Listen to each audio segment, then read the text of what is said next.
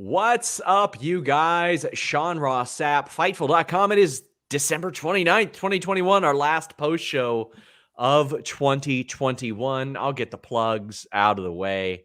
Danhausen dropped a new interview with him today. We got one with Chuck Palumbo this week. Oh, my timing is impeccable. The week that Eric Bischoff is doing a wedding on Raw, I'm dropping a Chuck Palumbo interview where he talks about his hair falling out because of bleaching his hair for Billy and Chuck. He's talking about Vince McMahon, all kinds of cool stuff.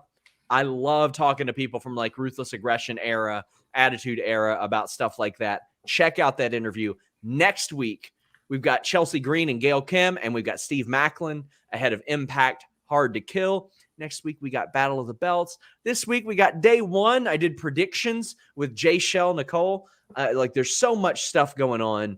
Today, I did a Q&A show on Fightful.com, and I'm going to do another one on FightfulSelect.com this week because Jimmy wasn't there. And on the air, I got the message that Toni Storm was leaving WWE. We're going to talk a little bit about that at the top of this show. Go over to FightfulSelect.com. That's where we break a ton of news. We have broken hundreds of stories this year. Quite literally, I hate to tout it. We've broken the news of an awful lot of releases, an awful lot of contract signings, expirations. Go over there. We're breaking more news than anywhere else. FightfulSelect.com. That's the most direct way you can support us. But you can also send a super chat. You can send a humper chat. Go to humperchats.com. That lets us keep a little bit more of the cut, but it gets your question or statement read on the air. That's what today's Q&A show is all about. And if you subscribe to Fightful Select, you can still get in your questions for tomorrow's Q&A. We got Alex Pawlowski joining us. Alex, we'll skip the formalities. Your thoughts when it came out that Toni Storm asked for her WWE release and was granted it? Well, I'm not surprised she asked for it. I mean, if you look at how they've built her supposedly as a tier below the top tier babyface challenger for whatever horsewoman happens to hold the belt at the time, because that's basically how they do things now. The way they decided to build her was, well, for one, have her off TV for most of the entire year that she was there, the half a year that she was there. When she was there for a while, remember that where they were referring to as the 80s, the wild child of the 80s for like 2 weeks? That didn't seem to get over. And then they're like, hey, out of nowhere, you're back on TV or on the Survivor Series team, and you get pies in the face. And then, well, you're finally going to get your big title match. And I mean, I thought during it, like none of her offense was like actually sold in any way. Like that was the story of the match. She, whenever what she did, it didn't work. And then she lost, and then she cried, like really, really cried. And like, I feel like whatever her collaborative input probably was falling on deaf ears. And so she said, you know what, maybe this isn't the place for me. And what I was surprised by, they said, yeah, I guess you're right. Goodbye. So I have details on why that is over on FightfulSelect.com. As is tradition, guys, we will probably not ever break news of somebody getting fired behind a paywall, maybe a rare exception. This very well, I would have kind of been beyond that anyway had I gotten the information that she asked for her release anyway, but we definitely don't want to sort of profit or tap dance on anybody, like the news of them being released.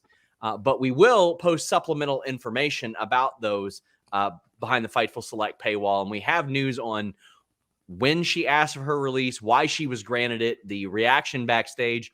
Robert, what was your reaction? You were on duty today when it happened. Yeah. And I know your reaction is, oh, shit. What does this mean for the news cycle today? That was my immediate reaction was, is there more? Yeah. And then when you find out it's a personal thing and it's Toni requesting, then you go, first of all, good for her, because they did jack shit with her. And it seems like the tradition of going after the original NXT, the black and gold NXT people, continues, because Toni just made it to America like a year ago on NXT, and now she's already gone. She's going to be fine, but this women's division this year has taken such a hit that now it's like, even if you count the NXT people that are on TV, Do they have 30 for the Rumble? Oh, they'll have 30. Yeah, they'll absolutely have 30. They'll bring in at least a half dozen. Yeah, that's the thing. You got to legends bring them or in. whatever. You didn't have to do that a year or two ago. Yeah. Oh man, there's so much to talk about. Of course, I'm gonna keep digging, guys. I'm gonna keep trying to find out everything that I can about this. I did reach out to people close to her, and based on the people that I spoke to, it seems as if she's fine. Like, I know that was a concern of a lot of people, but I don't want to speak for her either. So she worked a triple threat at a house show last night. yes, Like she was just like, and I don't know exactly when she asked for it or when exactly it was granted specifically, but like the idea of like, I'm working my house show to like, and then, oh, by the way, did you see my email? Because I'd like to not come into work tomorrow. Like it's good for her, because I wish more people would stand up for this. The idea of like, well, we got to say, yes, you can leave, because it would look really bad since we cited budget cuts as the reason we cut everybody.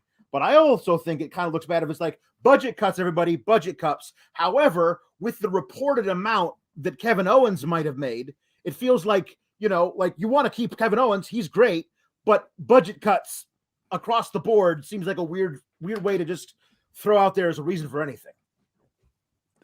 And we've got some super chats already.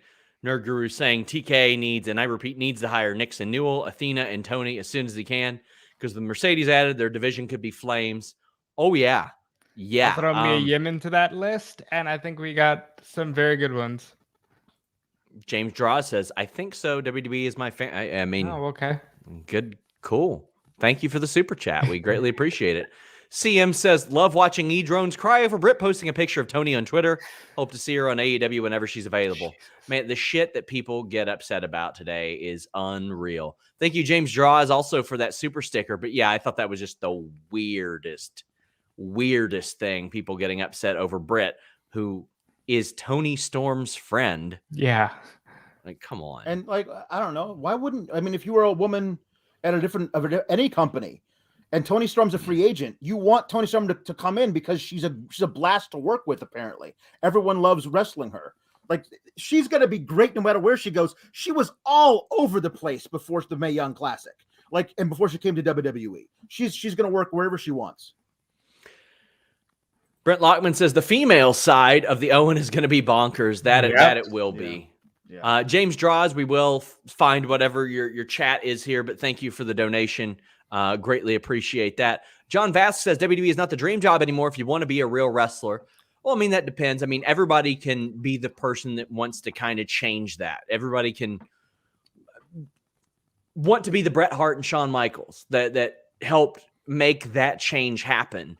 And if you truly believe in yourself as a tip-top person, then WWE can still very much be the dream, as a lot of people's bank accounts will tell you.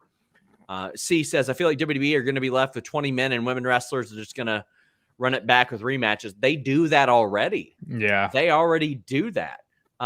James asks, why does WWE do this? Well, I mean, this was Tony Storm asking for her timeout. Zach says, got out while she could, right, Alex? Well, that's the idea is if they're going to grant you your release, ask for it. Mm-hmm. Like, I would not be surprised if people look at Tony like going to them and saying, I want out, and them saying yes. I would not be surprised to see a few other people try that same tack, because a lot of people aren't doing much of anything right now. And what they're doing sometimes isn't great. Sean says, Tony's also 26. Her future is bright. Shot Kid says, don't forget about Mia Yim, Taya, and Marina Shafir. Well, they've already got as you mentioned, Marina doing the dark taping. So that's a good sign. Mia's not available for a while. Taya probably will be. I would imagine Impact is going to come calling for Taya Valkyrie immediately, because she's got history there. And she's got a new cast of people to work with. Chelsea Green, Deonna Purrazzo, new people there. R26 says, hear me out. Tony Storm versus Shuri or Utami or both. Just saying, man, Shuri Kondo is one that the whole time she was in the UFC struggling, I was like, with each loss, I was like, she's going to go back to wrestling. She's going to go back to wrestling. And I'm so glad she did, because she's killing it. And I think her time away made her even better.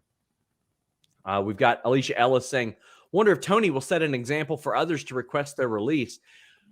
Plenty did in years past. Honestly, I think there were a group of people in 2006 that set an example. I think it was Cody Rhodes, Ryback, and Wade Barrett. And I think maybe Jack Swagger was around there then too.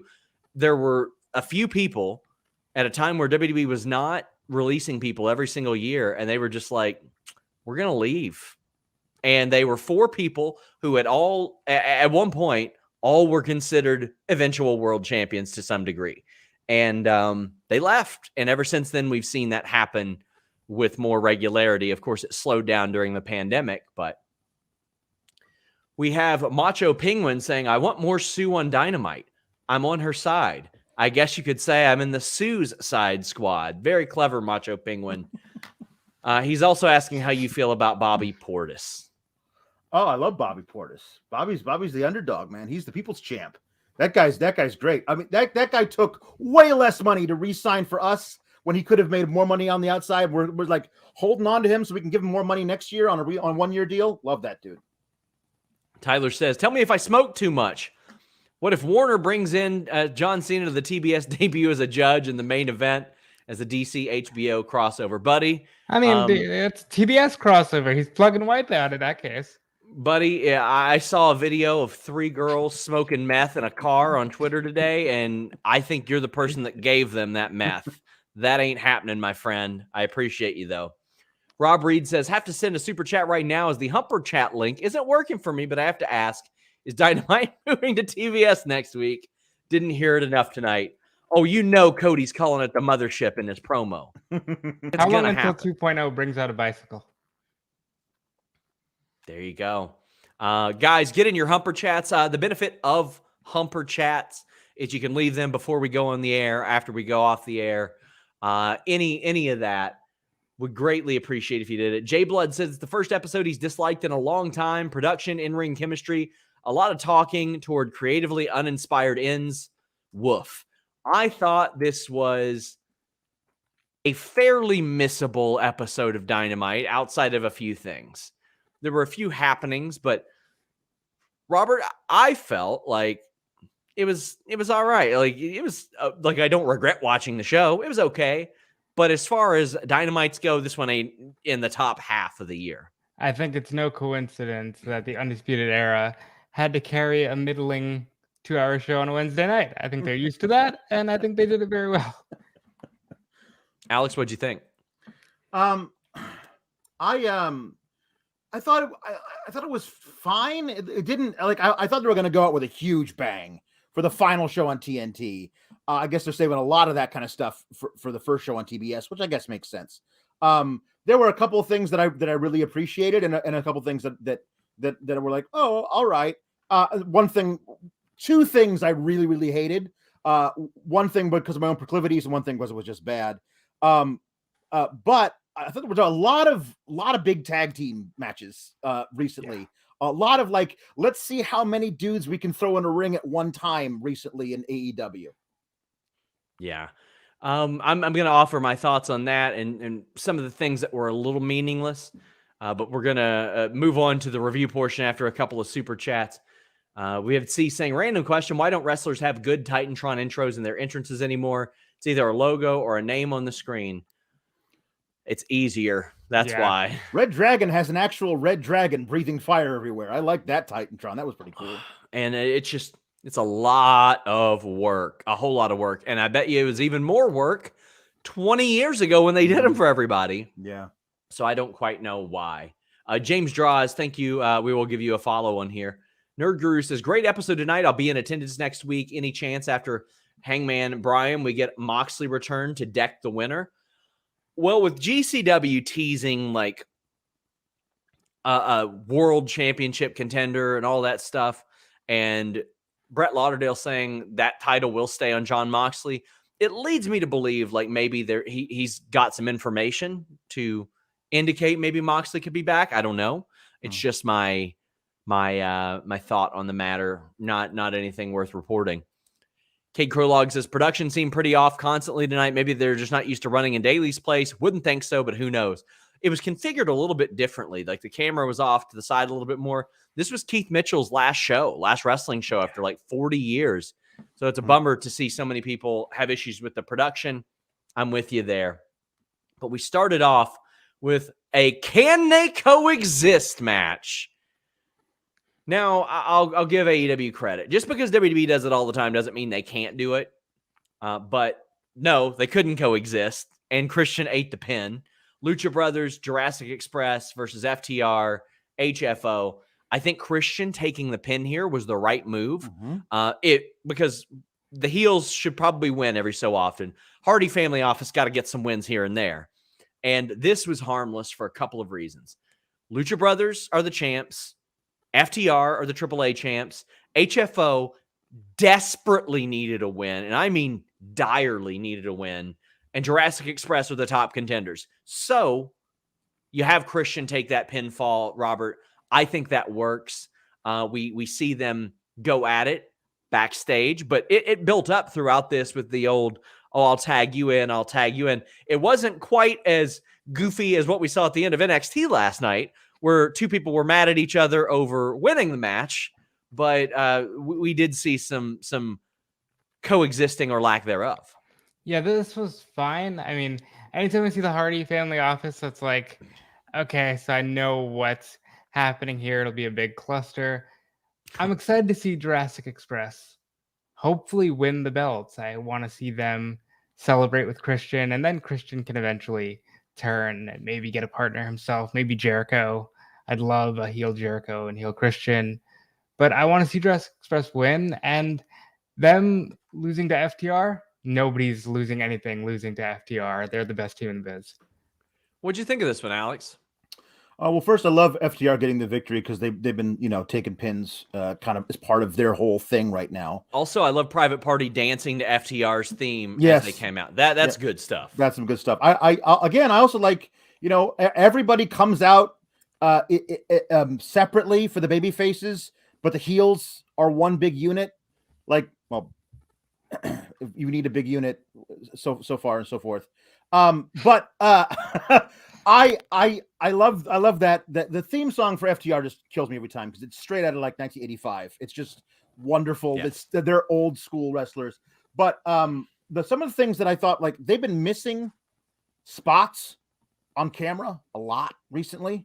And one of them I thought was almost artistic tonight because they're in the foreground. You have Matt Hardy punching somebody outside the ring, and in the background you just see way off in the distance Ray Phoenix just fly out of the ring, and it was kind of artistic seeing it in the background. And I was like, was that intentional? Did they want to get that cool shot? And the very next shot was them missing a different spot. It went from miss spot to miss spot to miss spot. Yeah, it was like, consecutive, man. Can't do that. New Punk Rant says, seeds planted, feuds furthered. Love the main event storyline. Can't wait for the move to TBS. Can't wait to see what AEW does next season. And R26 says, the match is fine, but I've seen enough. I don't need to see FTR and the Lucha Brothers on opposite sides of a match again until at least 2023. I'm with you. Mm-hmm. And the same with Adam Cole and Best Friends. I'm with you there too. Move on. Do something else. Don't become what we became frustrated with in WWE when we watched that, when it's rematch. Even they have made a concentrated effort lately to freshen it up a little bit here and there. But my gosh, like that, you've got such a robust roster, and I know you've got like 5 or 6 people that you're like, I can't beat right now. Work around it. You got enough people. Joshua Falco says, I know this is 5 months from now, but my prediction of the finals of the Owen is Jungle Boy versus Christian Cage. That would be a lot of fun. I don't know if they can build it for a year, but maybe. That's a long time to hold it off on. I feel like they're definitely doing this thing quick. Buddy. Well, let me tell you about Anna Jay and Tay Conti against Penelope Ford and the Bunny, because it's happening again, buddy. This feud has been going on. I think the first match was March, Alex. Mm-hmm. And since then, they have been tethered to one another. Yeah. I said that this feud is going to get cryogenically frozen. Yes. And will never end. I think that new women coming into the company is great just to have new dance partners for certain people. Also, they have certain women who are apparently only allowed to wrestle on Dark. Like Diamante is just on Dark all the time, and she's great. Like you could figure out a way to get her on television. That's somebody else who could be a new dance partner for somebody. But I don't feel like I think Ty J, I guess as they call them. I think they're a fine tag team. Penelope Ford, and the Bunny. They worked well together as well. I feel like they can work well together against two different teams. Figure out how you're going to do that. Work that. I mean, it looks like we've got somebody else who came in tonight who might be starting a little mini faction or a duo. That's somebody that I'd love to see Ty J go up against for a couple of matches. Let's see what that happens with that. Yeah, I'm fine with them doing this because this feud has been going on long enough, and it's going to end in a big way. It's a street fight, and then the rankings reset, so that allows anybody to get back on Dynamite, and I think that's the way to go in 2022. Rob Reed said he was fine with the can't coexist finish since it looks like it's setting up a future of Christian turning on Jungle Boy or Jurassic Express dropping him. Yeah, I mean, that was started to eventually split up, so I'm okay with that. And again, AEW doesn't do this a lot, so I mean, they did in the main event, but there was such fruitful story rooted in that. Daniel R says, let's just give Phoenix a championship match at the beginning of every year. He's so good, and the last one was great. You won't hear me complaining about that, my friend. James says, wants to know how to join Fightful.com. Fightfulselect.com. Head over there. You can get all kinds of scoops. I have some real good ones coming this weekend. I dropped an update on like 6 Ring of Honor contracts today and when they're up. Wardlow beat the shit out of Colin Delaney. It's great to see Colin Delaney. And you know what? He's well-versed in making people look great when he gets beaten up. Wardlow powerbombs him several times, and this is straight up just going against what MJF tells him earlier. He's like, hey, stop doing that song and dance with the crowd. And by the way, you're ranked. You're going to give that title shot to me. And MJF, playing off of last year, has smart Mark Sterling come in and read the contract to him. Alex, I can tell you're aching to talk about this. I mean,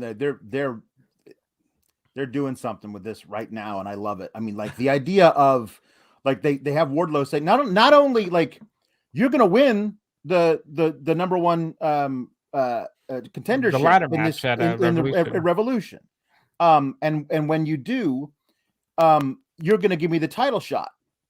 But he might as well have said, when you win the TNT title, you're going to give that to me, because that was in the fine print. Not just a title match, but if you win the title, that becomes property of MJF. But by the way, also your royalties and your IP and all that too. That's mine too, by the way. Yeah. And again, Wardlow just sitting on that couch behind MJF, sucking his teeth, just as furious as possible. Like there's one moment he's going to snap and rip MJF in half, and it's going to be a great moment.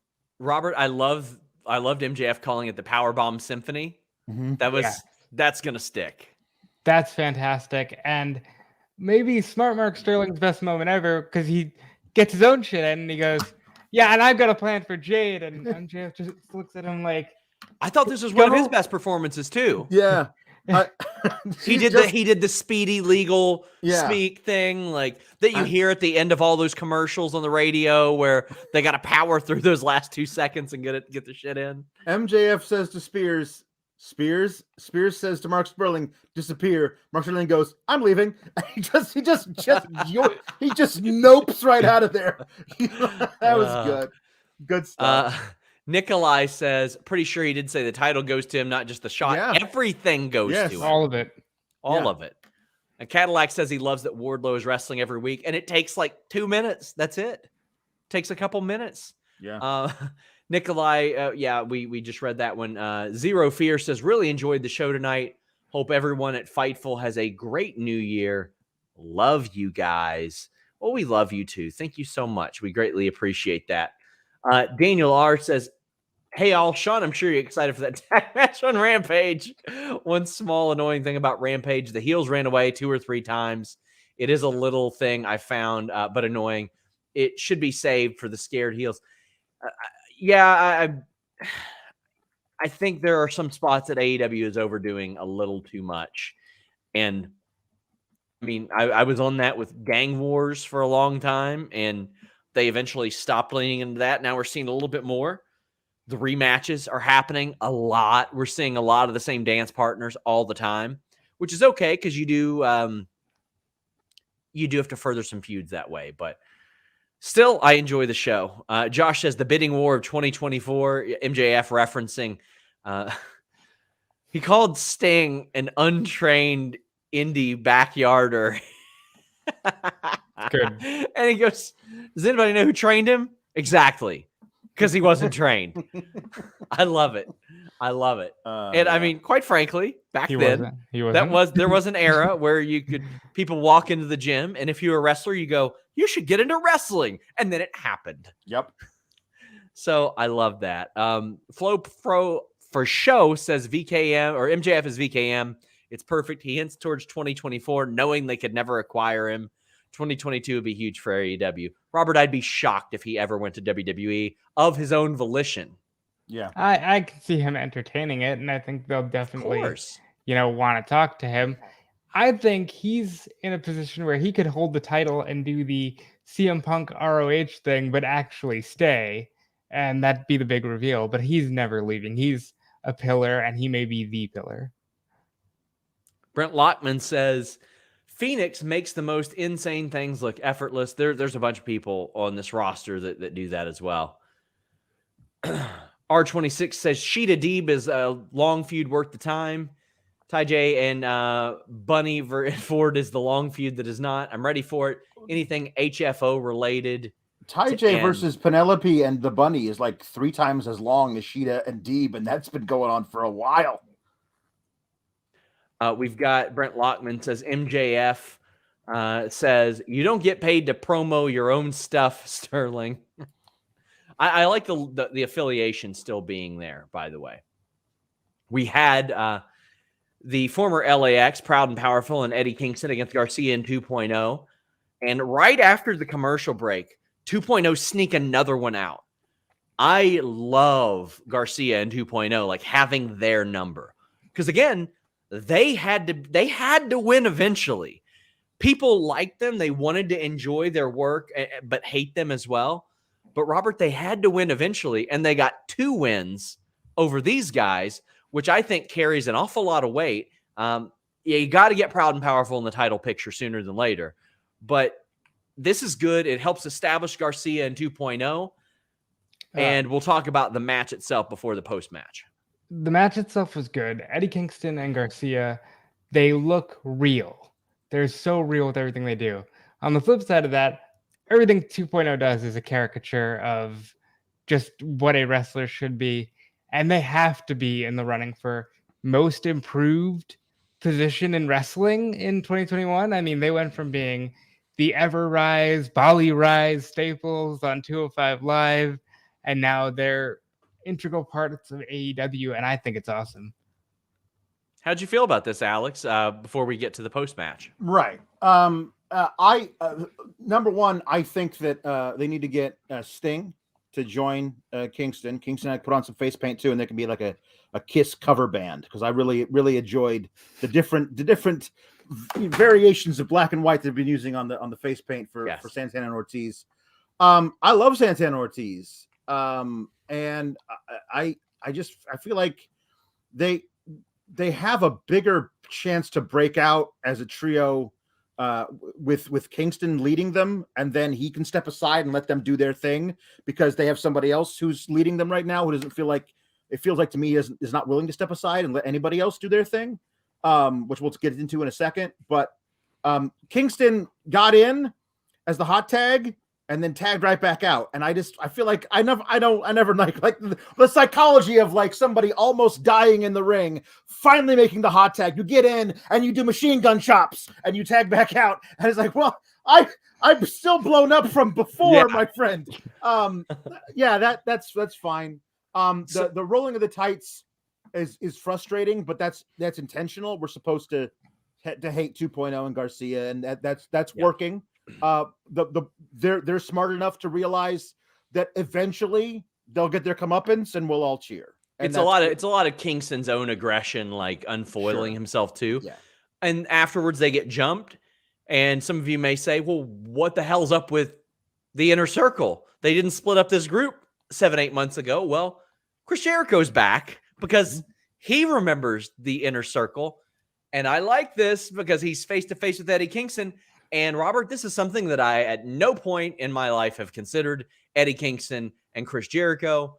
I don't know how this promo stuff is going to go, because if Chris Jericho tries like some of the sophomoric like jokes, Eddie Kingston might eat him alive. Now the thing is, we've seen Chris Jericho get like a billion things over. That's why I was frustrated with some of this promo material this year. Was like, dude, you get everything over. Just get something good over. But then there's also like Rudy Tooty Booty and stuff like that doesn't exactly work. That ain't gonna work with Eddie Kingston. So I'm excited and intrigued to see what the hell happens with the promos. What'd you think when Jericho came out? First thought, I'm surprised I didn't see this coming, because it seems like the only way to do Chris Jericho coming back. But I'm worried about this one, man.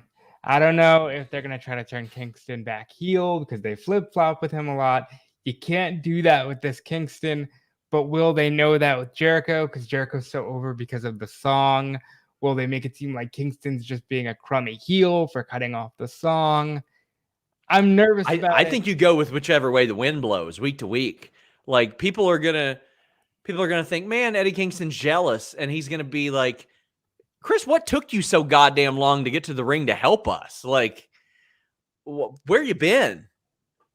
I would love it if he walks into the Inner Circle locker room and asks the same question of Jake Hager and Sammy Guevara.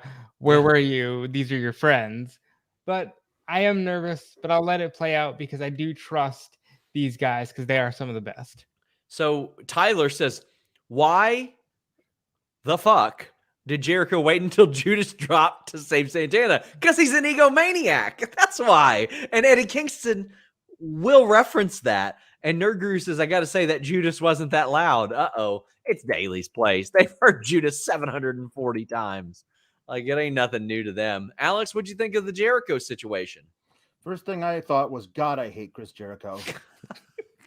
Like, I'm this is my thing. My thing is, I don't get the Chris Jericho. Jericho insists upon himself, and it's just a way that makes me feel angry every time I see him come out, because I love Eddie Kingston, and Robert, you're right. I do trust AEW. The one person I don't trust is Chris Jericho. I do not trust Chris Jericho to not go, yeah, but what if I went over? Like, I feel like that's a thing I'm really worried about. They had, I swear, lightning in a bottle around the Eddie Kingston versus Punk thing, and they haven't done nearly enough to capitalize on how over Eddie Kingston was before, during, and right after that match with CM Punk. And now it feels like it's just this stuff with the 2.0 is just a bridge to get from Punk to Jericho. And I feel like it's going to end the same way for Kingston, except for he's not going to be over anymore, because Jericho is going to suck all the air out of that brilliance that is Eddie Kingston right now. And that's what I'm worried about. I do not trust Jericho not to make this thing all about himself, because he waited. He came out with the baseball bat, chased everybody off, and then just stood there and basked in the love of his thralling fans. And it was just like, I don't know. I can't be objective about this after so long. And Jericho just grates on me so much, the way they present his character. And there is the obvious of, like, they're already doing the self-aware thing with Cody. Yeah. So I don't think they're going to do it with Chris. Yeah. I am worried about how this goes, but Kingston needs to win something, because you can't just do he can talk them into the building. That's fine, but you need to talk him into some wins. Brent Lockman says, waiting for the ultimate heel turn when Jericho picks the latest Fozzy single. Play the hits. Yeah. Oh, no. Or wait a minute. Play the hit. Oh, come on. Enemy was a good song. That was a good song.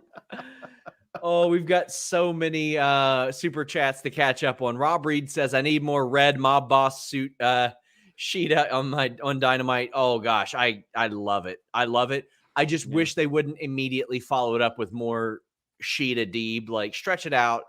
Sure. Give me that in the tournament as suggested last week. Jay Blood says, I laughed so hard when Jericho came out. I knew it meant Alex seething and him effing at the screen. I just like to imagine you at your TV going like, ooh, ooh. No, honestly, this is what I did when I heard the song come out. I threw up my hands and put my head in them. That's what I did. Oh, buddy. Oh man. Brian Bart says, finally enjoyed FS. I think you mean Fightful Select. And thanks for enhancing my wrestling experience and making even bad wrestling shows enjoyable to talk about. Kalex. Well, thank you so much for that. We blew up this year, and we definitely we do shows every day now on Select and on the site. Yep. There's something for everybody there. Tom LaValle says, "What I feel like Daniel Garcia was just waiting for Jericho. He held on so long before clocking Santana because Daniel Garcia is a pro. That's why." I wonder if he was supposed to like if Jericho's supposed to come out before the title, before the ring bell shot. And Daniel Garcia was like, "Well, I guess I better just do it then." Just saying, that'd be a great rib on Garcia. That'd be great, like on the new kid. Daniel says, how long do you think Hangman's match will go next week? I really don't want judges to be involved, but it's kind of weird to have them if they don't do anything. Well, I mean, they've had them several times in the past and they didn't do anything.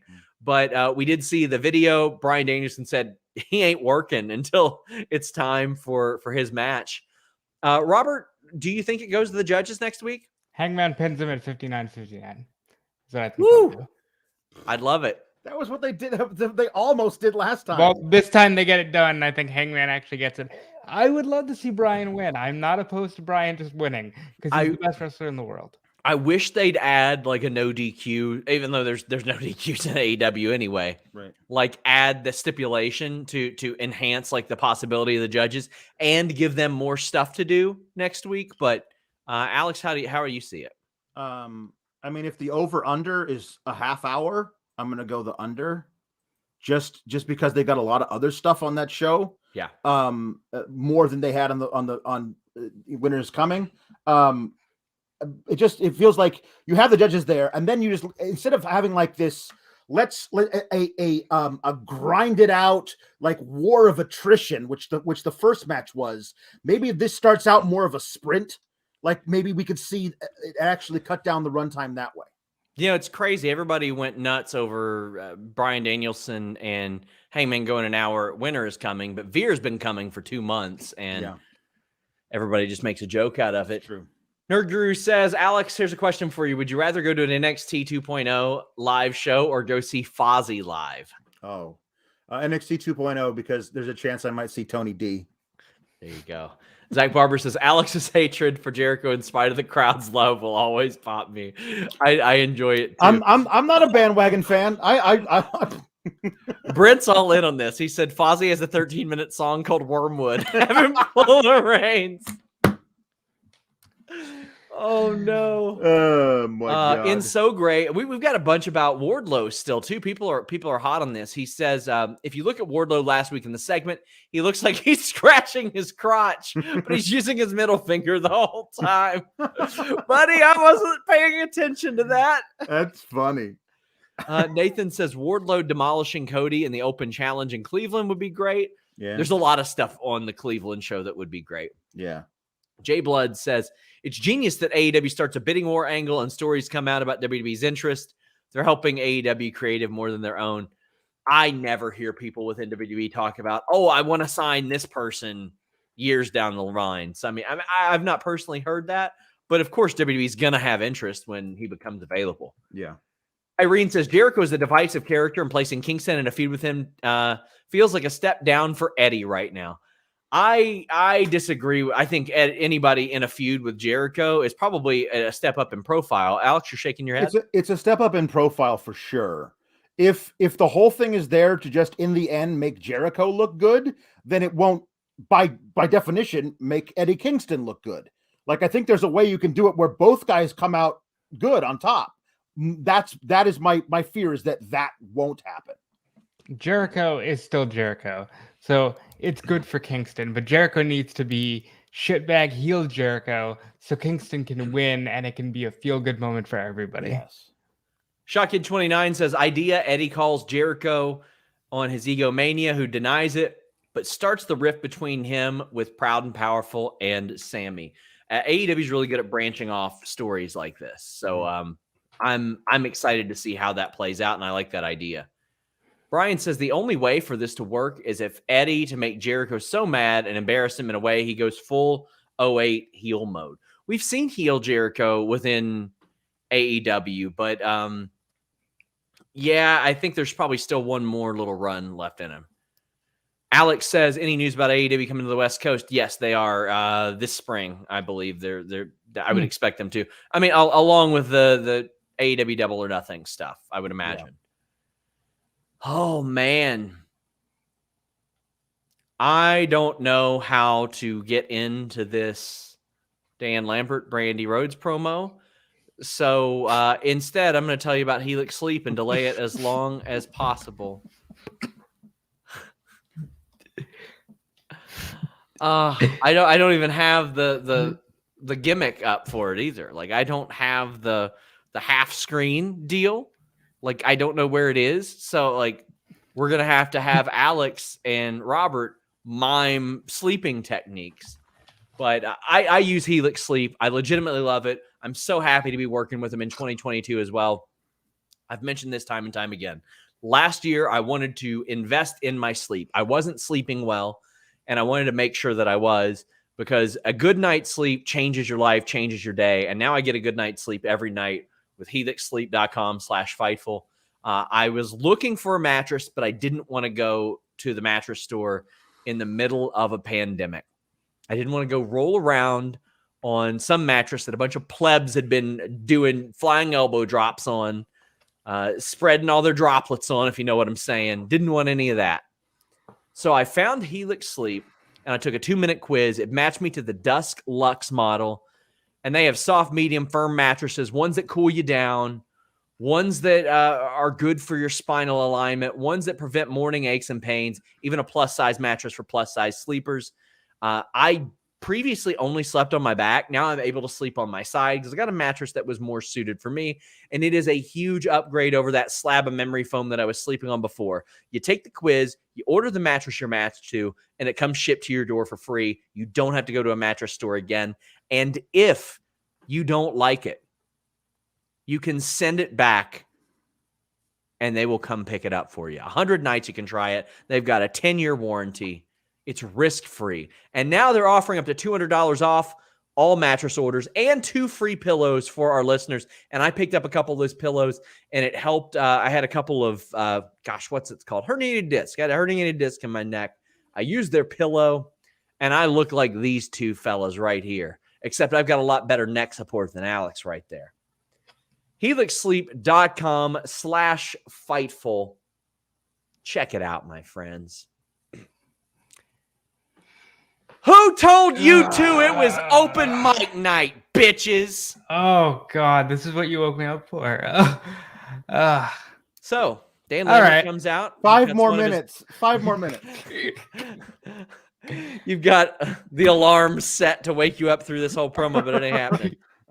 So, Dan Lambert cuts a promo. Brandy answers. There were a couple of points that I really liked in Dan Lambert's promo. Then there were a couple of points that I really didn't like in that promo. Saying that he had never known anybody named Brandy who wasn't a stripper. What the hell? Like, it's a fairly common name. I went to elementary school with 4 Brandys. There's a lot. Now, I don't know if any of them eventually became strippers. Like, there was an R&B singer, a great one named Brandy. She was wonderful. Yeah. Like, come on. Like, how are you going to, before we even get into Brandy Rhodes, how are you going to disparage the name of Moesha? Like, how dare you? Moesha was not a stripper. So, like, there were some good spots in the Lambert promo, but then you go to that low-hanging fruit again. Brandy comes out, and I mean, it's right down the middle. There's a lot of people that like this promo. There's a lot of people that didn't like this promo.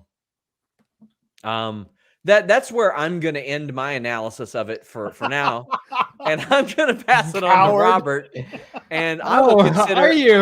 I will consider getting up and going to take a piss right now. Fittingly enough, I think a lot of people considered exactly that.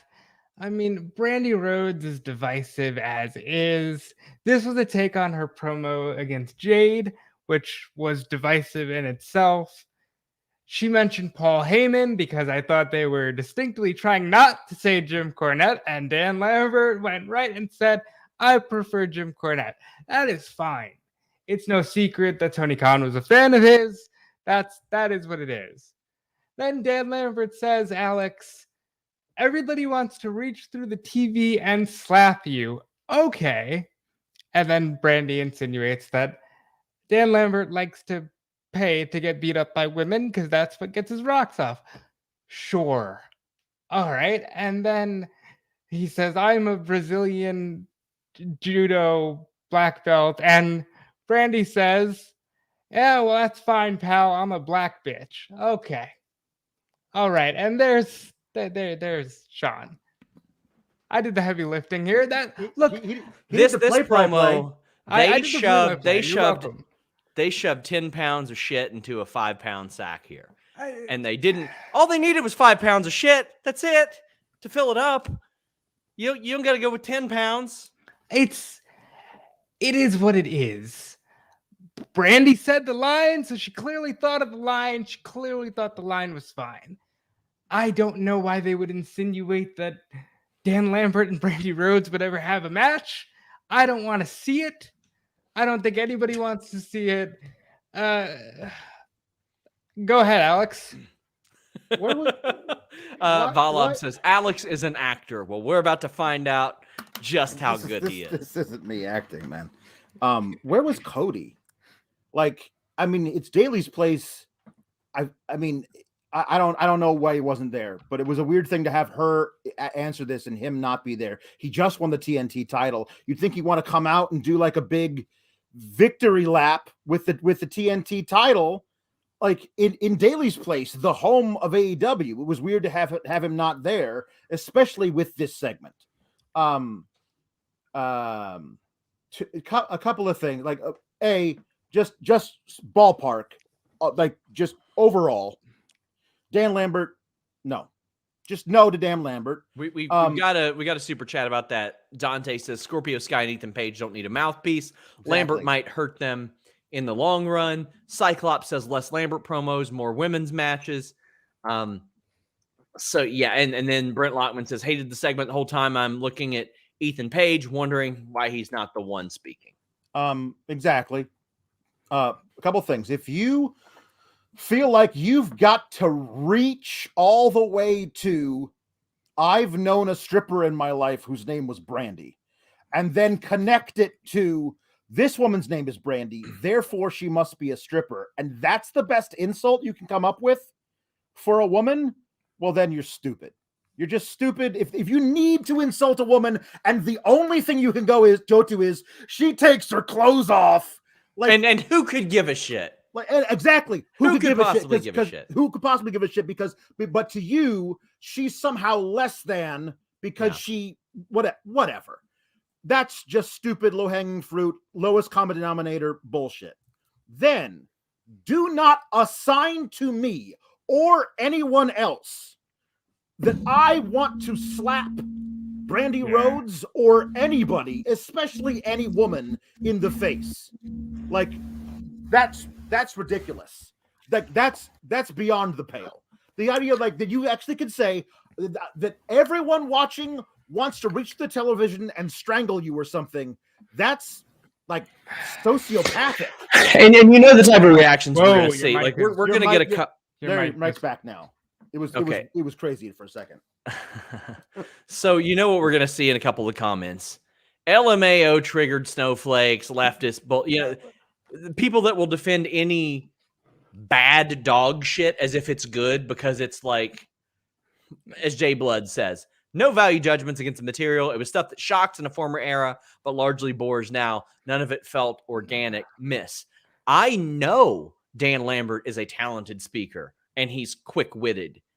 And that's why it bothered me when he and Jericho did this type of stuff, because I know they can do better than this lame shit. Yeah. I know they can do better than that. I've heard his interviews. I've heard dozens of Dan Lambert interviews where he talked to James Lynch on our website. It's like, I just know better. R26 said, Lambert and Brandy made me want to watch a 24-hour loop of Corbin and Moss laughing. I would not go that far. I am still watching them over Corbin and Moss. Yeah. Because at least we'll talk about this. And Corbin and Moss were like, can we move on to the next segment? Chris Rain says, I was actually worried we were going to have a Brandy Lambert match, but ECW Hardcore says, if it leads to Van Zant beating down Brandy, good. Lambert is great. I hope it does get Paige Van Zant involved. If we're going to get a Brandy versus Paige Van Zant match, a la Stephanie and Ronda Rousey kind of a thing, like if that's where we're headed for this, that's fine. I don't think you need to get there by claiming, again, that everyone watching wants to slap Brandy Rhodes. That's a ridiculous thing to say. Dan Lambert is not The Rock in 1999, and I think the thing is, he knows that. That's what makes this cringeworthy. But if it gets to the point where it's Paige Van Zant beats up Brandy, that's great, except nobody's going to cheer the person helping Dan Lambert, even if they want to, because she's beating up Brandy. It's very weird. They've backed themselves into a corner here. The only good thing I can see coming out of this is Dustin and Cody against Ethan and Scorpio, because that'll be a fun match.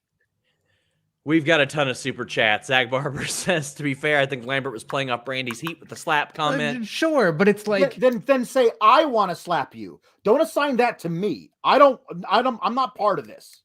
Like I'm offended by that. Let's not do that. Yeah. Raphael It's says, very weird. Raphael says, I wish you could patch me in just to talk about the Brandy promo.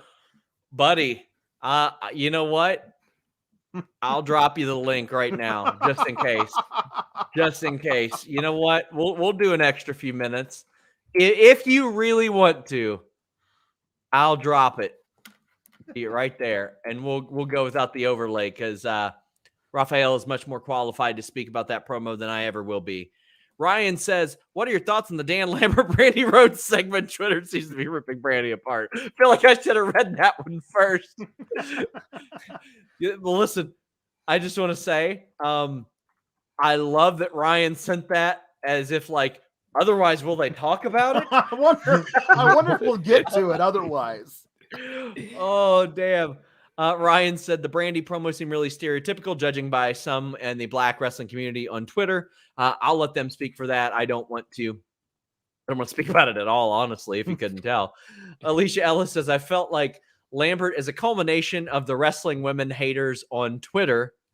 And Tyler says, I must have been dreaming on my redacted Helix Sleep memory foam mattress for that Dan Lambert Brandy Rhodes promo. No, because if you were sleeping on Helix, it'd be good. Yeah, it'd be great. He said it felt like having sleep apnea and wearing your CPAP. Well, not when you're on Helix, my friend. Ken Shiro says, man, just when I was starting to dig the Cody verse, he decided to feud with Dan Lambert. Back to ignoring both of them, I guess. Damn. Alicia Ellis says, I cringed throughout the Lambert Brandy segment. Does TK intentionally want to alienate the female audience? Well, I understand some of the Dan Lambert stuff, because if you ever listen to an Ethan Page or Scorpio Sky interview, they say the same thing. And it is always, you never hear larger reactions than this, than when Dan Lambert's out there. Augie says, please move on. Augie, how about you please move on? We talk about what people want us to talk about. And you know what? We have people that want us to talk to Raphael about this. Raphael Garcia, our friend. How you doing, man? I'm doing fantastic. Can you guys hear me okay? I threw everything. We can hear you great. Perfect. What's up, Alex? How you doing, Robert? Appreciate you guys. Doing? Thanks for having me real quick. Yeah, of course. So I'm like I was going to pass that up. Come on. My bad. My cat's jumping in the screen too. So it'll be real quick.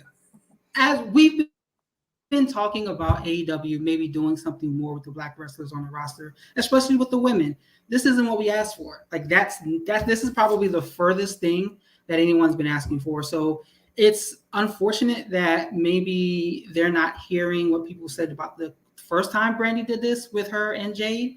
It was very clear that reception to that promo wasn't any good. So then to see them do it again almost a whole year later, they're just not listening at this point in time. And it seems to be almost two different shows, because right before this, we got the Adam Cole and Kyle O'Reilly backstage segment where they've almost played off of what was going on in WWE NXT.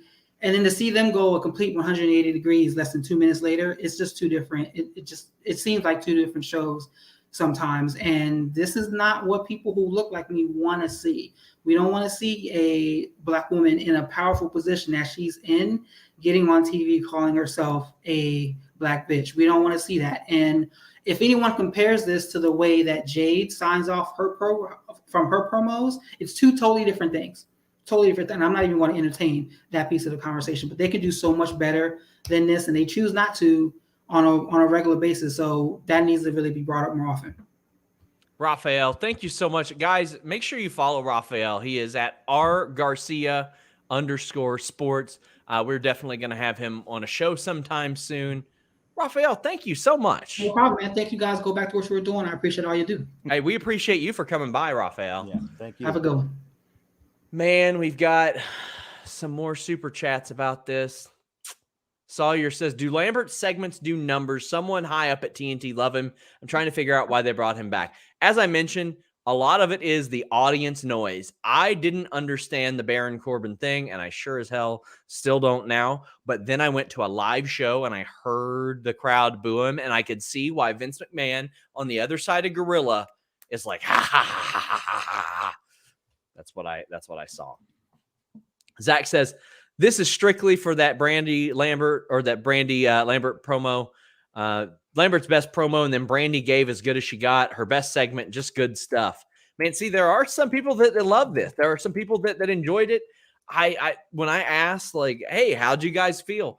There were a lot of mixed reactions. So it worked for a whole lot of people. Nerd Guru says, take that Brandy and Lambert segment, throw it in a dumpster, set that dumpster adrift, and then set it on fire. I think you'd probably want to set it on fire before you set it adrift. Yeah.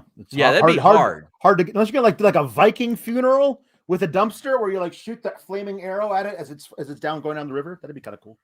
Sterling says, Raphael speaking facts. Thanks for speaking for our people. I'm glad that he asked to come on, because I was more than happy to. And Raphael is, just really smart dude all around, but has an MMA background, loves his pro wrestling.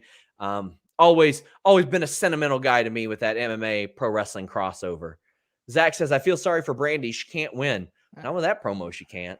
That's for sure.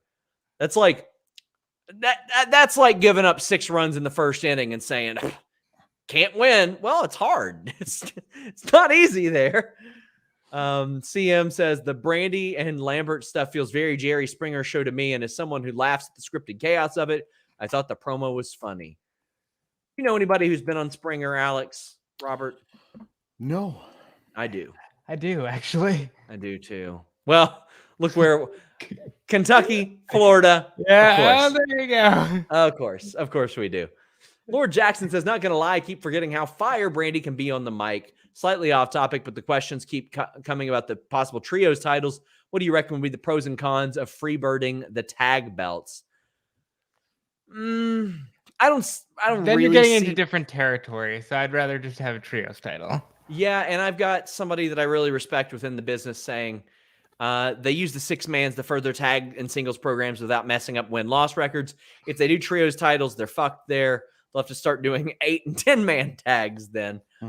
But I'm okay with that, because not everybody's going to be going for those trios titles or the tag titles. I'm okay with that. And we finally have our last, for now, Lambert Brandy super chat. Ian says, the Dan Lambert segment is the worst part about AEW. Stop using WWE performers' names like Heyman to seem cool. Stop using Cornette's name to seem edgy. Stop using those words to attack female performers. It's 2021. Grow up, whoever's writing it. I actually thought that the Heyman line, the bobbleheaded Heyman wannabe, was one of the better lines. The cornet thing was to be edgy, but that'll work with this crowd. To me, I barely even remembered that until you brought it up because of, like I said, 10 pounds in a 5-pound sack is what that was. Oh, we got a late one. Douglas Johnson says, I thought the first part of Lambert's promo was good, then went to crap quick when Brandy and Lambert went back and forth. Yeah. That's all I'll say is, yeah, I thought that. And by the way, I don't have a problem with them dropping WWE names or anything like that. It gets a good reaction. It wasn't offensive. It put over Paul Heyman, if anything. Oh, man. Rob Reed, we will have Luis go back and find your Humper chat about this because you all just demand that we talk about it. Brent says Cody's new shirt looks dumb. It's not great. I need to go look at it. Is he a babyface? Is he a heel? No, he's a winner, Sean. Oh, does it say that? Yeah. Well, it's like the checkbox thing. Heel, babyface, winner. Oh, God. And it's got his neck tattoo as the check mark. Oh. So he was over there testing out the shirts with the focus group, and Brandy decided to take the mic and go run with it. So hear me out. Hear me out. If this is the shirt and it's select heel babyface winner, and by default the check mark is his neck tattoo, that is a select all that apply situation there. You're clicking heel there because that's when it started. When he showed up with that damn tattoo that Brandy hated, by the way. Oh man, we've got so many. Chris Rain says the Transformer logo is a tattoo pop to me. That was good. That was a good line. Ian Hunter said Ethan Page and Cody Rhodes, former Alpha 1 tag champions, about to fight. I guess they couldn't coexist.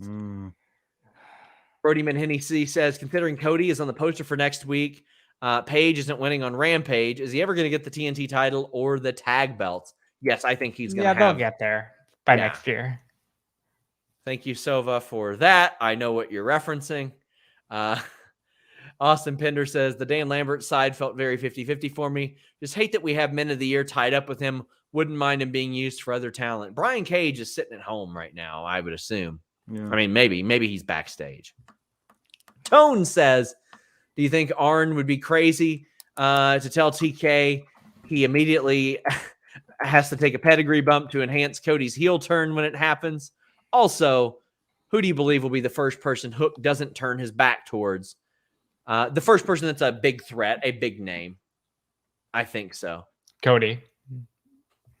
Yeah, that could be interesting.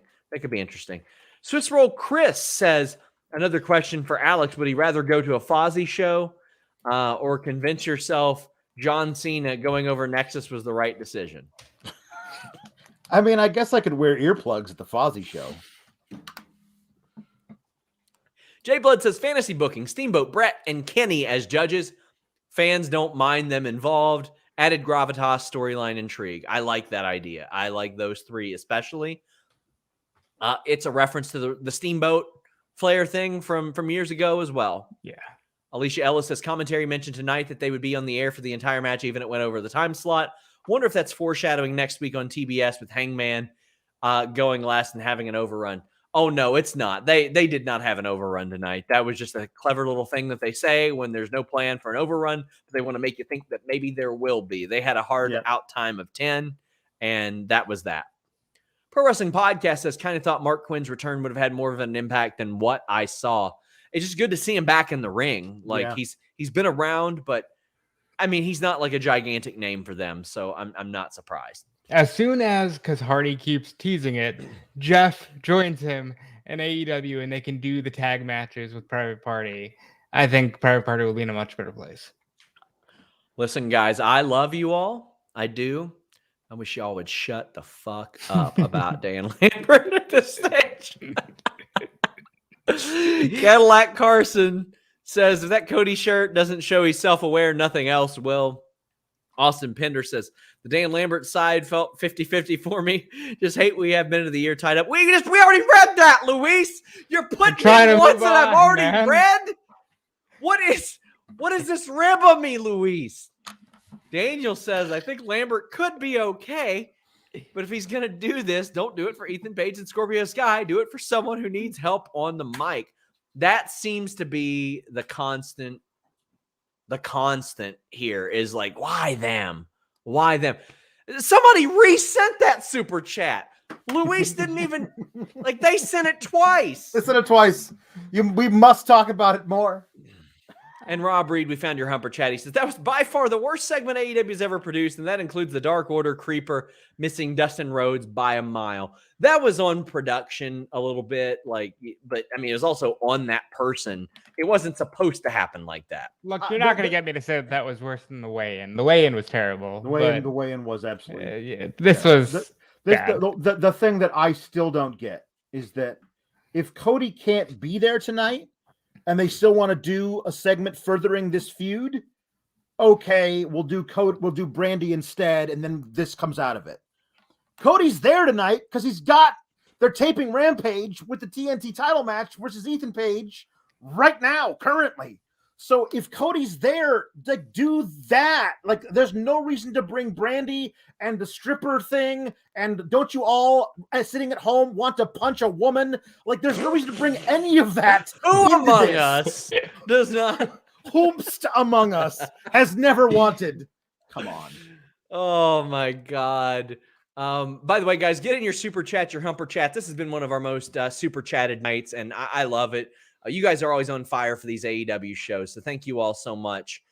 We are back here on Saturday for day one, by the way, myself and Denise. Zero Fear 94 says, this might seem kind of corny, but if Christian goes heel and needs a partner, why not put him with Brian Cage? No, I'm going to go ahead and say no. My nephew, Brian. That's a really good one. I love it. I love it. And I know Tomko might be iffy, but I would really rather not Brian Cage play the role of Tomko. I would like it if he made Brian Cage get all the Tomko tattoos and just operated as if it were the same person, because Christian and Tomko was magic. That was making something out of nothing. Volub says, I'll give you a reason to dance away from the Lambert Brandy segment. Thank you so much. We're going to dance to the Punk segment, and it's wild to think he'd not been to Daly's place before. Yeah. And he mentioned that, and he talked about Brody Lee's legacy, and he talked about MJF being a Twitter troll. And he was like, you know what? As far as I'm concerned, we're kind of done. We beat you. Whatever. You ran away from me. You got no interest in me.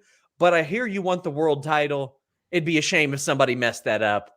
Wink, wink, nudge, nudge. Alex, this was simple. It got Punk on the show. It was pretty quick. I didn't have a problem with it. And it casted some serious doubt on whether or not this thing is going to continue in the short term. Yeah. And this is something that I wish they had actually gone through with Malachi Black and Cody. Malachi cut this promo after he beat up Brock Anderson and Dustin Rhodes and Lee Johnson. He says, I'm done with the Nightmare Family. I'm moving on. And the next week, Cody said, the hell you are. And he came running down the stairs to save Rosario Dawson. And we got the rest of that. I would have loved if we had just held off on the Cody and Malachi rekindling that thing for a while. You can do this with Punk and MJF. That feud will always be there. It doesn't have to happen right now. But this whole thing from Punk and MJF might just be misdirection, and they'll pop it right back up in a couple of weeks. This was one of the best promos I've ever seen because it was so logical. Like, I was left wondering why I've never seen this promo done in any other promotion where it's just, no, I'm done with you. We tried this and you didn't want any of me, so that's fine. I never wanted to mess with you to begin with. Bye. But maybe I'll see you on the way to that world title. And not only that, but he mentioned he got in pipe bomb references. He said on this microphone in the ring, even on commentary, he got that in there. He mentioned that he'd never been to Daly's place. And I have to say, commentary said this was the first time ever like they were a WWE program, and I never want them to do that again. They beat that into the ground. But this promo was perfect. We also got Brian Pillman cutting a promo. It was pretty straightforward. Said Griff Garrison changed last week. He saw his brother get attacked. This was all right. It was a fiery baby face. Yeah, thing. It was very 1989. Yeah, So, Southern WCW promo. That's what it was. And maybe that's by design. Yeah, and then he called out Malachi Black, and Malachi Black, like the lights went out, and he showed up on the one ramp that they have. There's no heel and face tunnels tonight. The one ramp he's got, and he takes off the hood, and he stands there, and he just looks at him, and then he walks away. The lights go out again. And that's it. And I was like, I thought when the lights went out a second time, I thought they'd come back up and Brody King was going to be there. Like, that's honestly what I thought, like, behind Brian Pillman. Well, it was a weird thing to do. Lights out, lights up, lights out, lights up.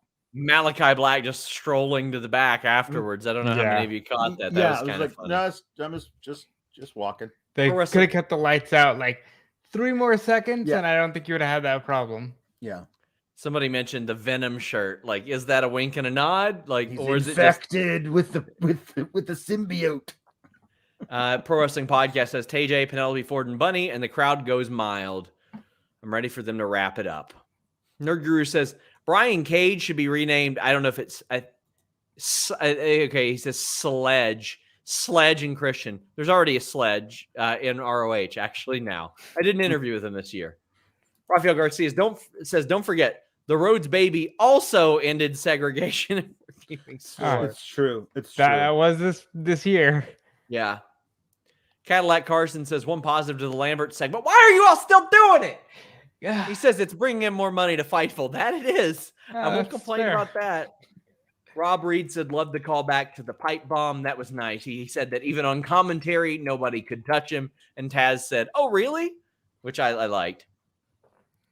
Ian Hunter says, I'm Canadian and don't get either. How big is TNT compared to TBS? They are virtually the same at this point. Yep. 20 years ago, TBS is probably bigger. TNT has a bit of a more elite status as far. I mean, you grew up when I did. You were watching still in more homes though. Yeah, slightly. But I mean, like when we were growing up, like it was Braves games and Andy Griffith and stuff like that on TBS. It was very Southern. Very, very Southern. Zach Barber says, Cody not cutting a promo as this version of him is probably a smart thing. I agree.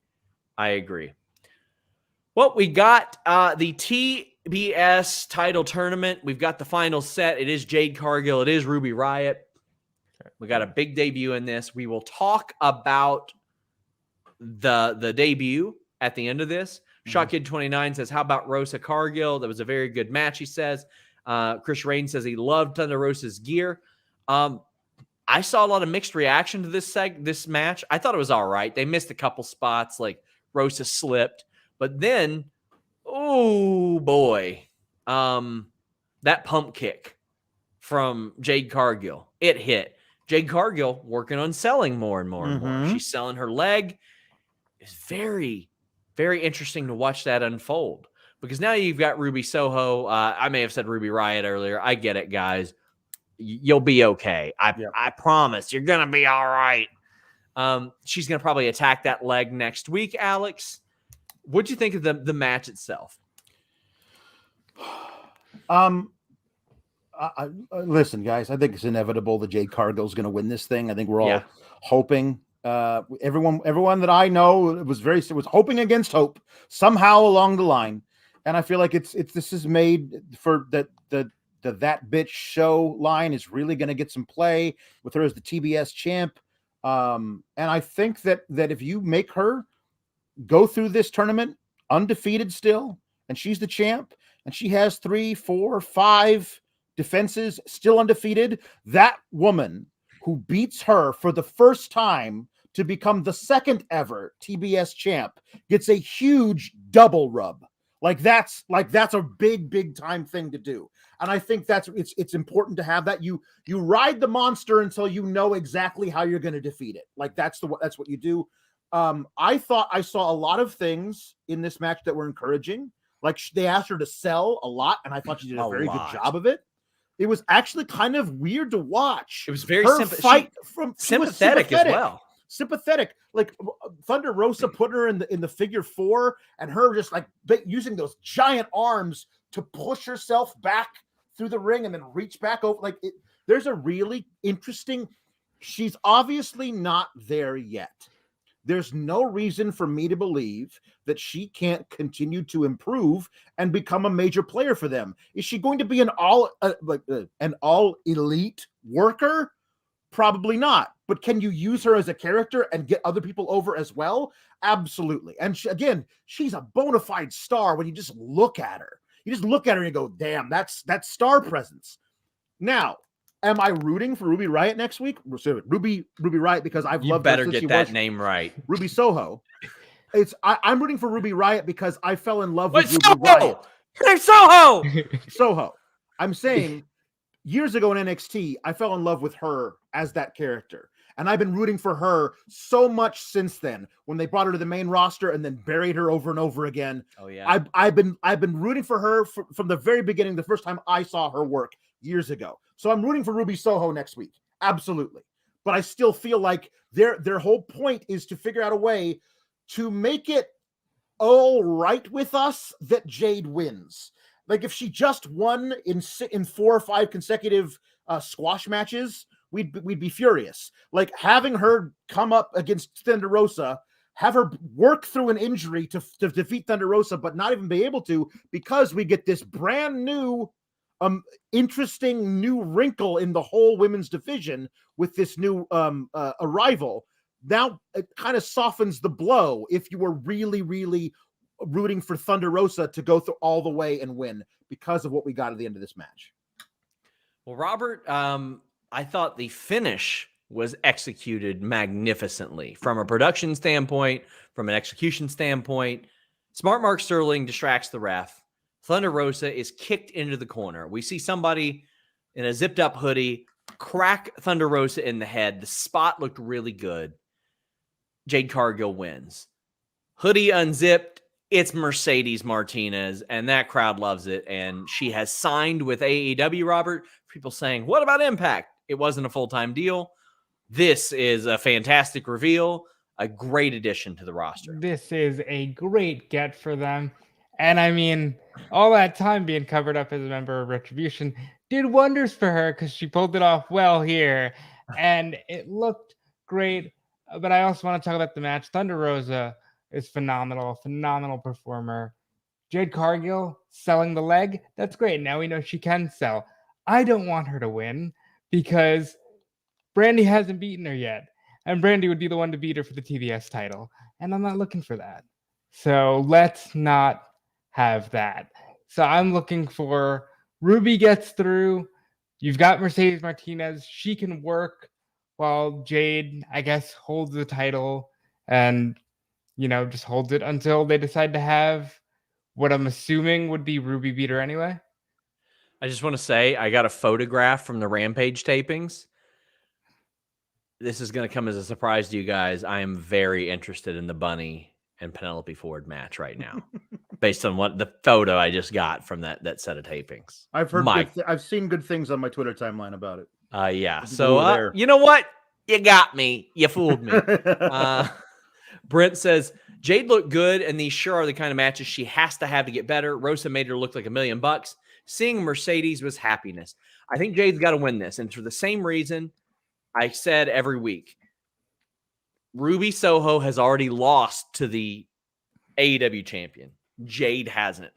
Got to be portrayed as on the level. Cody winning the TNT title first was because he couldn't win the world title, so he was seen as on the level.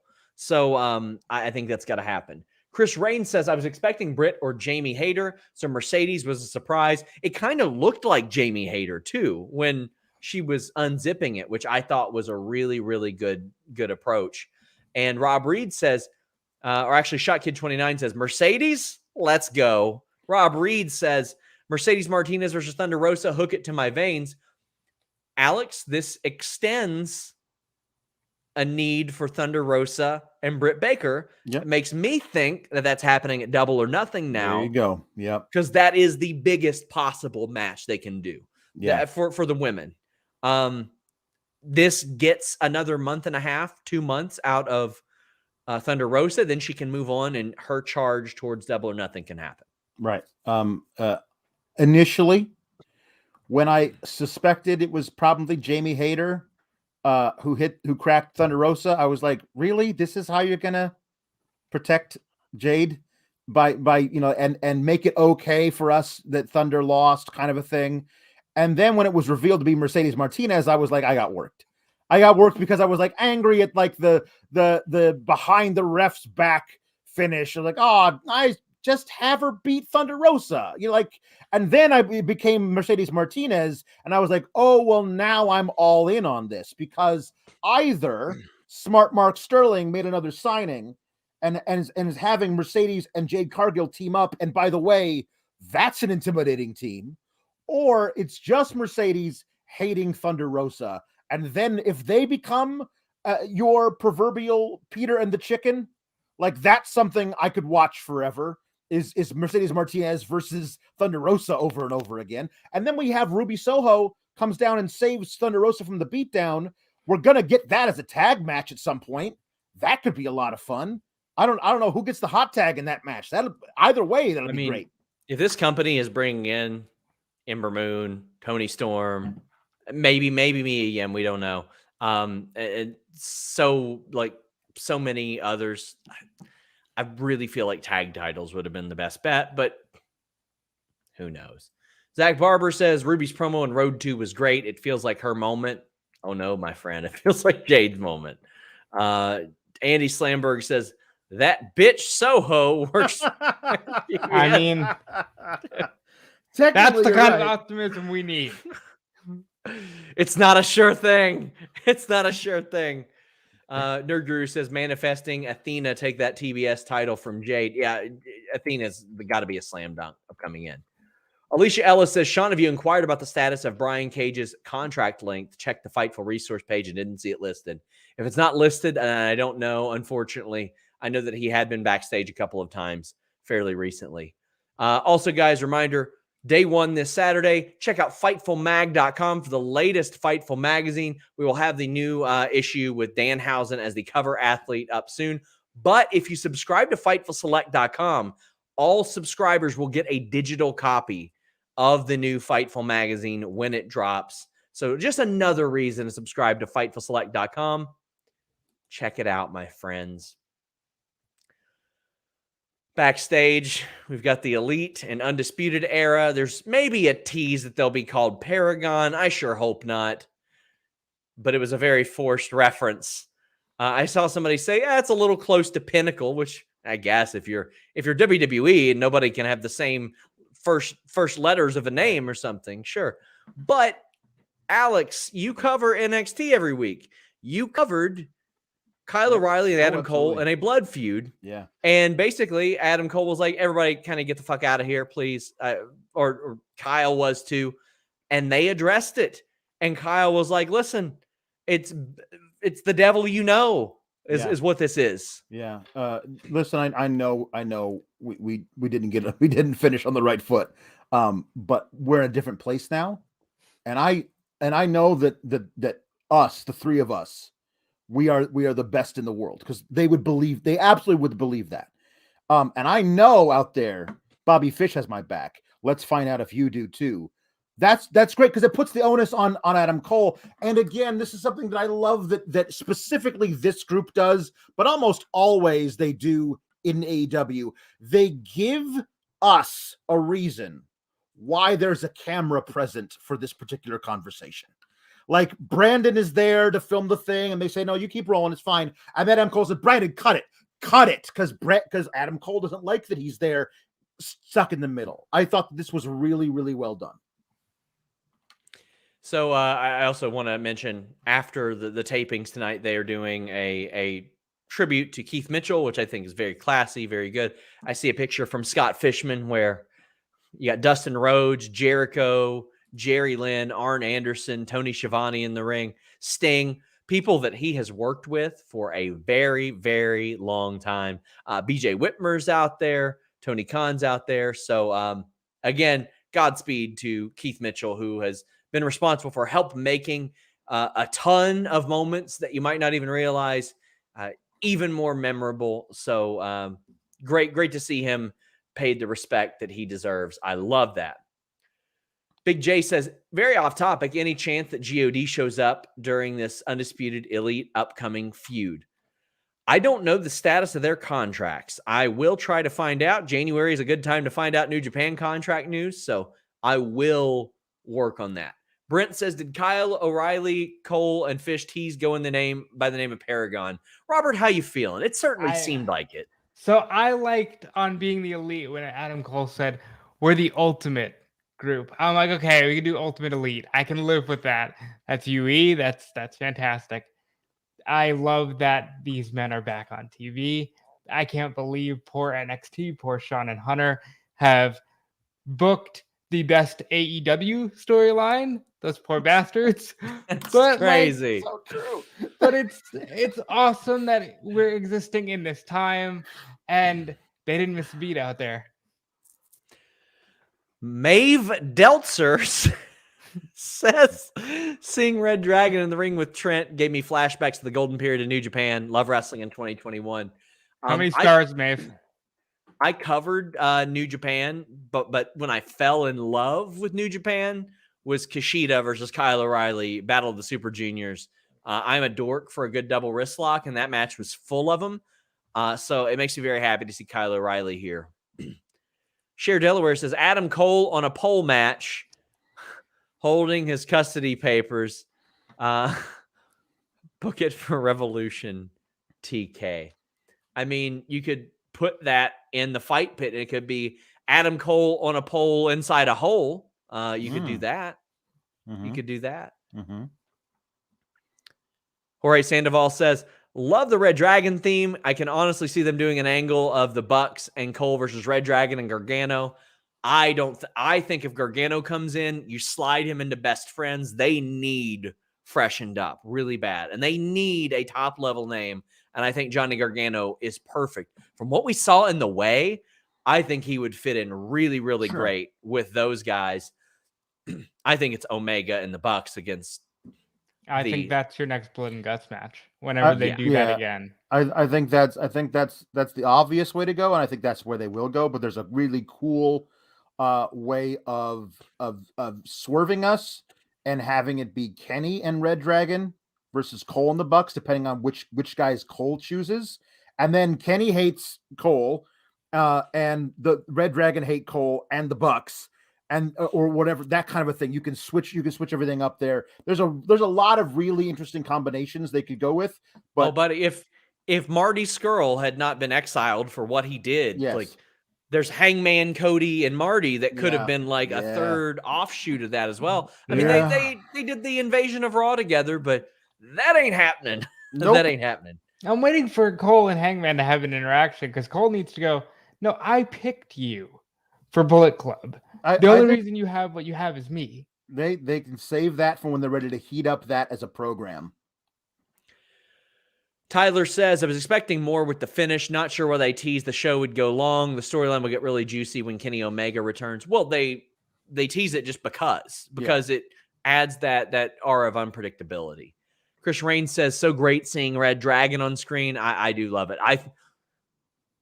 That contract of Adam Cole's coming up in July was the best thing that could have happened to Bobby Fish because it didn't seem like AEW was in any hurry to book Bobby Fish just by himself. Yeah. Otherwise, they would have waited until December when WWE and Adam Cole thought that his deal was up. Yeah. Christian Ramos says the irrefutable Eon back together made me smile. It was so surreal to see those guys come out on AEW tunnel in front of an AEW crowd and just be the Undisputed Era. They were together this year in NXT. They broke up 10 months ago in NXT, and they had a whole thing about it. But the idea of it is like they were the thing that NXT was hanging their hat on as their top deal when the Wednesday Night Wars started. And since then, the Wednesday Night Wars ended. The NXT beat a retreat to Tuesdays, and still that top act is now back on Wednesdays in a different company. It's crazy. When Bryan and Punk moved over to AEW, a lot of people were like, oh, this is the Outsiders. No, this is Nash and Scott Hall being on Nitro after just being major stars for WWE. We still have a bunch of super chats and humper chats. Get them in. We're heading down the home stretch of this main event. We've gone a little over time today, but who cares? You guys are here. You want to talk about wrestling. We're going to talk about wrestling. Yeah. But a lot of people are talking about the booking before the match. We will talk about the match eventually. Brent said, seeing Chasing the Dragon made me irrationally happy. We need Cassidy O'Reilly match now. So let's mention that. The match ends with that, and the Young Bucks came out. They were helping out Adam Cole. That's who they were helping out. But then Kyle O'Reilly accidentally hits Adam Cole. Adam Cole goes off the air going like, what the hell was that? What was that? And the Young Bucks are really playing it up. It's that faux outrage of like, hey, you don't do that. Not to our friend, not to our best friend. As long as Kenny's not here, not to him, you don't. So I love that. You can tell, Robert, that those two were playing it up. And Adam Cole was like a little hurt. Like he was giving Kyle the benefit of the doubt there. This was good stuff. It was great stuff. The only thing I would say is this seems prime for the Bucks to be the heels. And I'd flip that because they should be the baby faces, because it should be Kenny and them defending like the original Elite. Whereas the Undisputed Era can literally play NXT like the NWO played. They were WWF invaders. They're the other show. I don't need you anymore. You stood by as this guy tried to kill me. And, you just let it happen. I got these guys. They've got my back. We're going to take over your show. And now you have to live with it. Alicia Ellis says, had to look up the word when KOR said it when describing UE. Thoughts on the name Paragon? And says, Paragon, a person or thing as regarded as a perfect example of a particular quality, viewed as a model or of Excel. Well, I mean, I knew what it was just because of Chris Jericho way back in the day. He would call himself a paragon of virtue. I don't like it as a trio name. I don't. Pedro says, crazy to see the UE wrestling in Daly's place, AEW's home base, being that they were the competition just a year ago. What a great show tonight. They were the competition 6 months ago. Yeah. I mean, it's so wild. Mark Losper says, so it's okay when Sean wants to go long, but Kalex goes a second over 2 hours, and Sean is the conniption. Heel Sean strikes again. Well, I tell you what, buddy, I guarantee you this show will not go over 2 hours. Well, it will not. No. And I had somebody say, oh my gosh, Sean, you went an hour and a half on Fridays. That's 3 hours of wrestling I'm covering. Not maybe $1.20 if you take out the commercials. No, NXT 2.0 show will not go 3 hours. Now, you know what, Alex? I don't know if you and Kate are doing a Sour Graps this weekend on Select for day one. We might. We'll see. If you do, go 5 hours. I don't give a shit behind the paywall. I don't care. You all were a draw last time. Yeah. Have at it. Yeah. JW Pringle says, mental health reminder. We're almost through a hard time of a year for a lot of us. You can do it. If you need help, please reach out. You are loved and worthy, and we need you here with us. As always, guys, check out NAMI Communicate. That has a great amount of resources. It's helped me an awful lot in the past. I love their events. They do NAMI walks that help raise awareness and help garner sponsors. So check them out as well. We've got some more super chats about this main event. Nerd Guru says, seems that we're going to go the Cole has to choose route. Although I feel most people want him in the UE. UE and Elite has to be the end game. Oh, for sure. If they're not setting up UE Elite, then all the Cole Omega friction was to waste.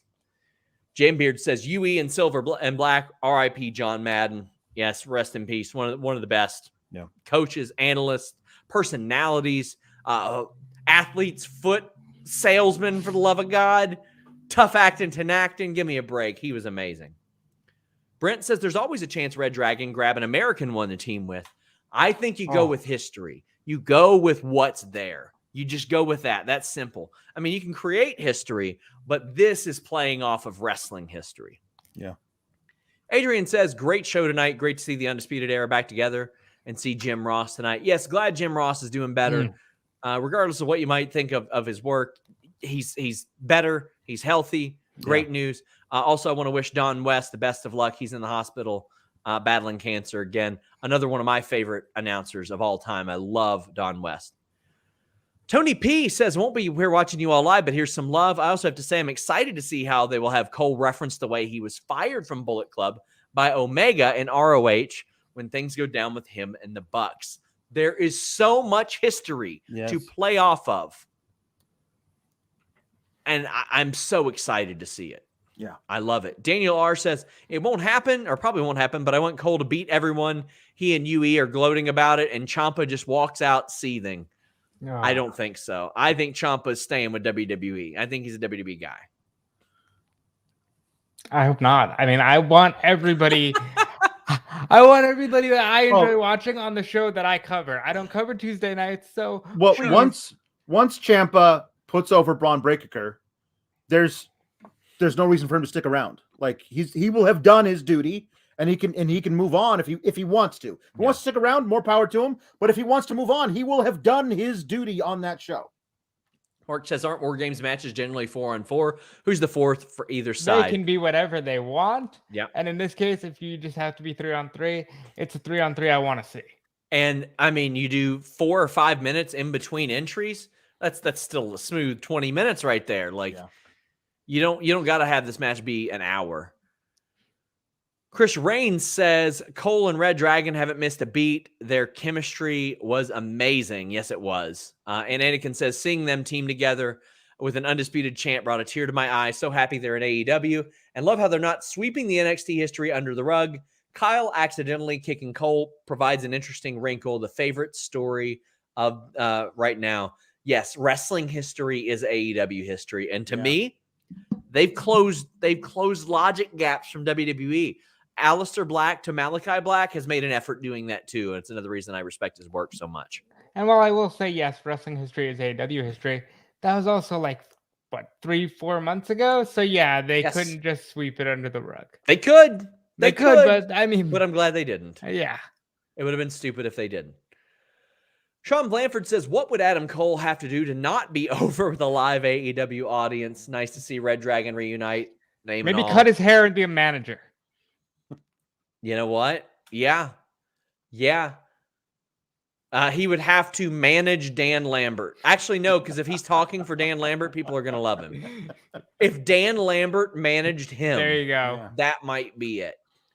Eternally Lost says, not directly related, but they made a point to remind me of the ending of Layla and Statlander, giving me a Layla story. I love that. I'm so glad they've reminded us of that and the history before that. Yeah, me too. Sawyer says, we're excited about the depth of history for these guys to pay off because AEW doesn't pretend that history doesn't exist. Yes. They reward you for watching wrestling and for liking wrestling. Yeah. And that's beautiful. William Banta said, did Sean mute himself during this stream or not? Hopefully my question gets read in real time this go around. Yes, I accidentally muted myself on the Q&A stream. It was very embarrassing. Denise came. Denise came and trolled me. Guys, we went some extra tonight. Thank you guys so much for sticking around. This has become our most popular show. And for anybody out there that says, you guys just love it when there's negative stuff and you ain't stuff to complain about. Proof is in the pudding, my friends. People like talking about wrestling that they like, and they like hearing other people do it. This motherfucker. Misha Thorne says, yes. Oh, on that note, Alex, for the audio listeners, that person sent in a chat that said, can you guys talk about the Lambert segment? Buddy, when Jeremy Lambert is on this show, I don't want to talk about Lambert segments.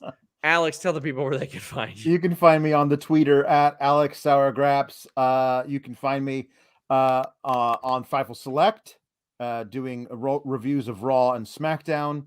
I have very little tolerance for the BS being done on the mothership over there. So yeah, I'm not as kind to them as I am here. Also, me and Kate Hensler review NXT 2.0 on Tuesdays. And we have a lot of fun there, probably too much fun, as evidenced by our runtimes. Talking about a show that most of our audience does not watch, but they tune in to listen to us talk about it. Buddy, so I don't watch it until 2 days later. That's fun. That's all fun. And this weekend, because SmackDown isn't happening because it's a clip show, I think we'll find something else to talk about on the Sour Grab show this weekend. Hint, hint.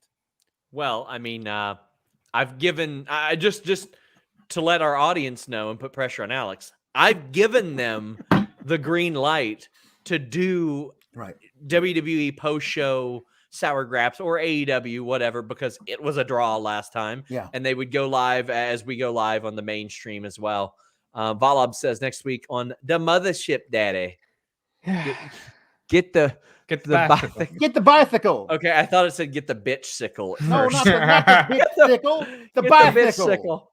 Like, Get is the that Brandy bicycle. Rhodes' nickname now? Did she? Jesus Christ.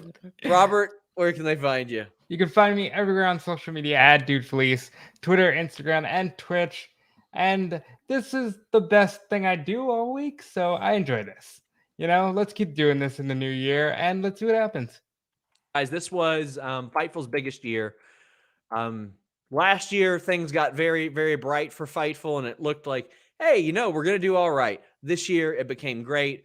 Everybody got promotions or raises across the board, good Christmas bonuses and things like that, because we are publicly funded by you guys.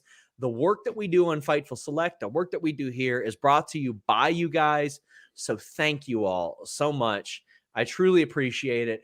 I want to get to that 100,000 subscribers next year. I think we went from gaining 16,000 last year to gaining like 26,000 this year. So I think the leap to 35,000 is possible. I would love to do that. Thank you all so much. Also, check out our other channels. Kyler does an incredible amount of work on Fightful Scraps. That is youtube.com/Fightful Scraps. Also, the Fightful Distraction channel. They are streaming like every day. So not only are we doing a show here on the main feed every day, a show on Fightful Select every day, the Distraction's doing like 4 or 5 shows a week as well. Killing it over there. And that's even before we get over to Twitch and they're doing watch-alongs. They're going to be doing shows that like 3 a.m. for New Japan next week.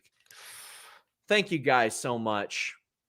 Have a happy new year. We'll see you Saturday. We're out.